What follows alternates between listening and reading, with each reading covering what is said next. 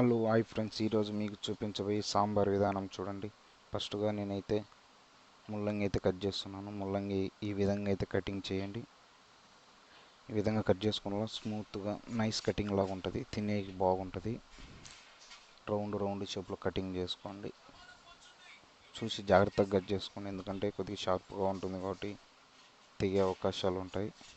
కానీ మీరు నిదానంగా అయితే కటింగ్ చేసుకోండి, మాకంటే అలవాటు కాబట్టి స్పీడ్గా అయితే కటింగ్ చేస్తున్నాను. క్యారెట్ ఈ టైప్లో కటింగ్ చేసుకున్నట్లయితే మీకు బాగుంటుంది. ఇప్పుడైతే సొరకాయ చూడండి ఫ్రెండ్స్, మనం సాంబార్లోకి ముల్లంగి, క్యారెట్, సొరకాయ, ఇంకా వంకాయ, బీన్స్, మునక్కాయ, ఏదైనా కొన్ని వెజిటేబుల్స్ సాంబార్లోకి వేసుకుంటే బాగుంటాయి. చూడండి, సొరకాయ ఈ విధంగా అయితే కటింగ్ చేసుకోండి. ఇలా అయితే మనకు తినేకి బాగుంటుంది. నైస్గా ముక్కలుగా కట్ చేసుకున్నట్లయితే బాగుండదు, ఈ విధంగా అయితే బాగుంటుంది. చూడండి ఒకసారి ఎలా ఉన్నాయి కటింగ్. ఈ విధంగా కట్ చేసుకున్నట్లయితే మనకు తినేకి నాజుగ్గా సింపుల్గా బాగుంటుంది, స్మూత్గా వెళ్ళిపోతుంది. చూడండి,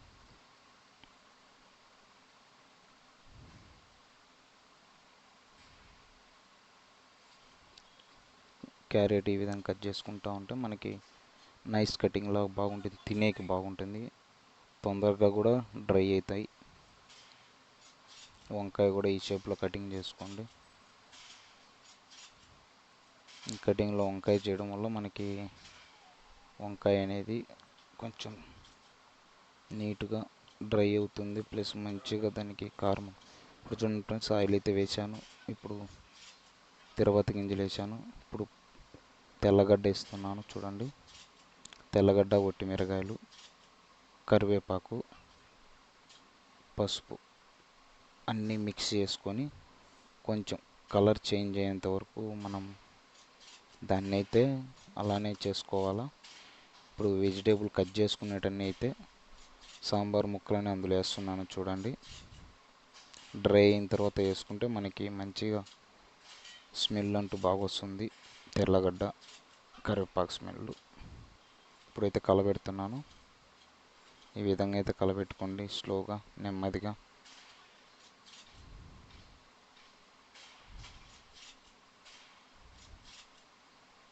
కొంచెం పసుపు వేయడం వల్ల కొంచెం కలర్ చేంజ్ అయినాయి చూడండి.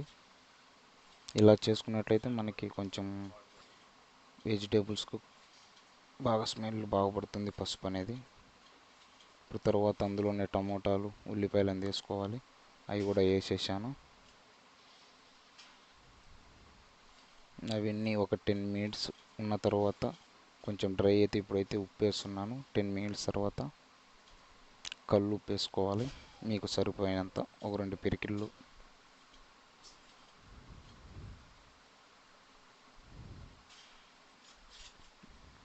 ఇప్పుడైతే కారం పొడి వేస్తున్నాను. తగినంత కారం పొడి వేసుకొని నేనైతే ఒక స్పూన్ కారం పొడి వేసాను. ఇప్పుడు సాంబార్ పౌడర్ వేస్తున్నా. సాంబార్ పౌడర్ వేసి ఇవన్నీ వేసిన తర్వాత ఒక్కసారిగా మనం మిక్స్ చేసుకోవాలి. మిక్స్ చేసి స్లోగా తిప్పుకోండి. కింద అడుగు పడుతున్నట్లయితే కొంచెం మంట తగ్గించుకోండి. మంట హై పవర్లో ఉంటుంది, దాన్ని కొంచెం తగ్గించుకున్నట్లయితే మనకు బాగుంటుంది. చూడండి, కలర్ అయితే ఈ విధంగా చేంజ్ అయింది. ఈ విధంగా అయిన తర్వాత లైట్గా వాటర్, వెజిటేబుల్స్ మునిగేంత వరకు అవి తేలాడకుండా కిందికి కరెక్ట్గా ఆడికాడికి వాటర్ వంటి పోసుకోవాలి. పోసుకున్న తర్వాత అది ఉడికేకి మనకి కొంచెం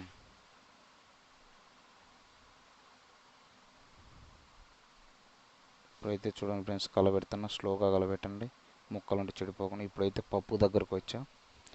ఫస్ట్ కుక్కర్లోకి ఎక్కించుకున్న పప్పు ఇప్పుడు మూత అయితే తీస్తున్నాను.